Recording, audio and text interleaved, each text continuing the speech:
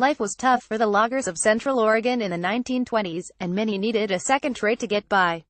That was the case for Ed Nichols, Roy Wilson, and Dewey Morris, three men who spent the fall and winter of 19,234 in the Lava Lake area of the Cascade Mountains, hunting marten and fox. By most accounts, the men began the fall in good spirits. But when they failed to reappear in their hometown of Bend the following spring, friends and family became suspicious and sent a search party. What the group found beneath the ice of Lava Lake remains one of Oregon's most brutal murders, one that remains unsolved. An abandoned cabin in the woods. Morris and Wilson, loggers who worked together for the Brooks Scanlon Lumber Company, were staying in a cabin by Lava Lake along with their friend Nichols. The cabin belonged to Ed Logan, a logging contractor from Bend. In exchange for the lodging, the three men looked after Logan's foxes, which he was raising for fur, while also trapping in the area. According to rumor, they also made moonshine on the side. Around Christmas time, Wilson and Nichols snowshoed back to Bend to visit friends and family and to sell their initial take of fur. The trapping, they reported, was good, and Wilson told his mother he would be home in February. Around January 15th, a man named Alan Wilcoxon, owner of an Elk Lake resort, stopped by the cabin and spent the night en route to Lava Lake. He later said that the men were in high spirits and good health. He was the last person to see them alive. By April, with no further word from any of the three, people in town grew worried. Terrified that something had gone wrong, Owen Morris, Dewey's brother, family friend Hervé Ennis, and Pearl Lines, superintendent of the Tumalo Fish Hatchery and person who knew the area well, went to investigate. They found the cabin abandoned. Ennis and Morris at the cabin Sunday found every indication that the men had not been there for about 2 months, reported the Central Oregon Press. Their last meal, judging from the dishes left on the table, was breakfast, and molded cooking utensils showed that food had been left simmering on the stove. Rifles, traps, and heavy clothing were found in the cabin. No signs of preparation for a trip were evident. The Oregonian wrote that refuse had been thrown on the floor, magazines and papers scattered about, and the skin racks and dryers were in a neglected condition. A cat was also discovered, emaciated, but still alive. The animal's condition seemed to confirm the timeline. Whatever happened had occurred months before. Combing over the rest of Logan's property, the search party found food in the fox pens but no foxes in sight. They also found their first terrible clue, a bloodstained hammer in a storage shed. It seemed possible that the three men had just sat down for breakfast when they were lured outside to their deaths. But while Logan joined the search the following day, as did Deputy Sheriff Clarence Adams, a former district game warden. Melanie Tepper, author of The Trapper Murders, A True Central Oregon Mystery, writes that Adams was very familiar with the area around the lakes, knew where cabins were located, and even knew the general layout of the trap lines of the missing men. If anyone was the perfect person to find the missing men, it was Adams. The team first set off for Big Lava Lake, situated approximately a quarter-mile from the cabin. There they saw a sled, half submerged in snow. There was a dark stain on one of the boards, human blood. Following a dim trail to the middle of the frozen-over lake, they noticed a hole that had been cut in the ice and had refrozen, along with a brown human hair, according to an account in local paper The Bulletin. Beneath a tree, searchers also found the carcasses of several foxes.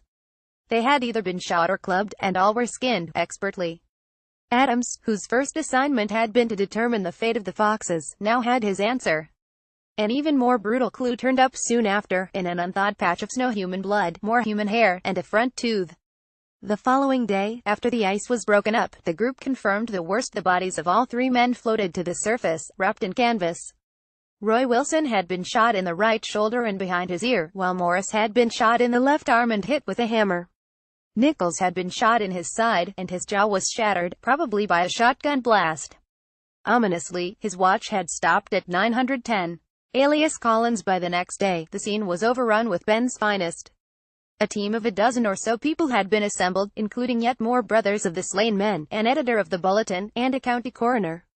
Everyone agreed on one thing: whoever did this was an expert woodsman, well acquainted with the region. Suspicion immediately fell on one-time Elk Lake Lodge employee Lee Collins, who had previously fought with both Nichols and Logan. According to the San Bernardino Sun, Collins was employed at the lakes last summer and was charged with the theft of property from Nichols around the same time. Logan had also had a run-in with Collins. Collins had stolen one of Logan's expensive fur coats, and reportedly made several threats against him. Deschutes County Sheriff Samuel Roberts knew the suspect all too well. Collins was an alias. The man who had fought with Nichols and Logan was Charles Kimsey, an escaped convict with a long history of brutal crime. Just the previous year, Kimsey had hired a driver named W. Harrison to take him to Idaho, only to attack him, bind him, feed him a fatal dose of poison, and drop him into an abandoned well. Unbelievably, Harrison vomited up the poison and survived. He was then able to crawl out of the well and seek aid at a nearby ranch. Kimsey was a person so despicable that no crime was beyond him, not even a triple murder, claimed the bulletin. Roberts thought it quite possible that Kimsey had navigated to the cabin, murdered the three men, hauled their bodies to the waterfront with the sled, and stuffed them through a hole he chopped in the ice. After this gruesome work, he then made his escape through the forest. As news of the vicious crime traveled the region, people came forward with additional information. According to the Oregonian, Kimsey had sworn to have revenge on the men at the lake after their earlier altercations. A Portland traffic policeman named W.C. Bender reported that several months earlier a man, whom he identified as Kimsey, had asked him where he might find a reliable fur dealer. Bender had pointed him to the Schumacher Fur Company, where he then sold several furs to owner Carl Schumacher for $110 cash. After being approached by police, Schumacher looked through his records and found the transaction, with the seller noted as Ed Nichols. It had been on January 22, just a week after Wilcoxon had seen the trappers alive. Whoever sold those furs had used Nichols' trapper's license, and was the man responsible for the triple killing, the Oregonian concluded. Despite significant efforts, however, Kimsey could not be found. Claude McCauley, who succeeded Roberts as Deschutes County Sheriff in 1929, said that the hunt for Kimsey went on unceasingly for the next 4 years, with Kimsey sometimes reported seen in half a dozen places at once. However, according to McCauley, in the ensuing years the Lava Lake murder mystery was more or less forgotten by everyone except the officers of the law and friends of the murdered men. That is, until 1933, when the case broke open. Kimsey captured following several false starts, such as the arrest of a hermit named Bob Bales, who authorities claimed was Kimsey in disguise. Kimsey was arrested in Kalispell, Montana on March 10.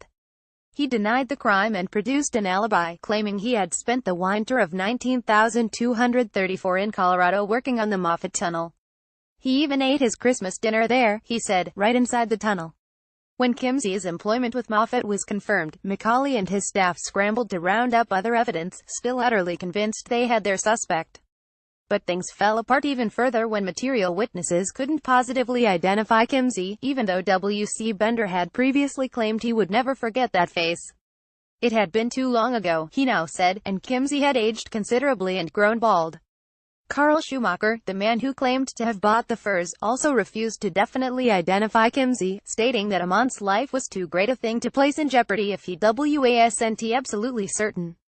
Sheriff McCauley was devastated. Personally, I was satisfied we had the Lava Lake murderer in our hands, but our case was ruined when our two most important witnesses blew up, he later said in a summary of the case.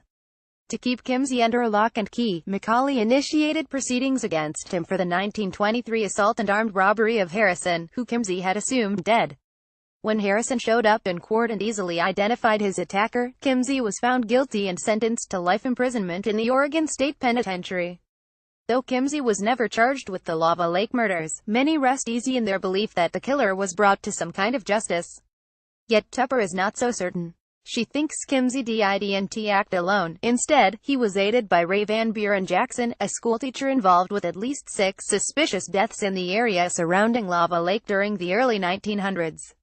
Jackson had family ties to Kimsey, as well as mutual friends, and Tupper writes that the possibility that Jackson was Kimsey's accomplice in the Lava Lake's triple murder cannot be ignored. Though her case is compelling, we may never know for sure. Jackson committed suicide in 1938, permanently closing his chapter of the story. It seems that whatever really happened at Lava Lake in January 1924 will remain a mystery.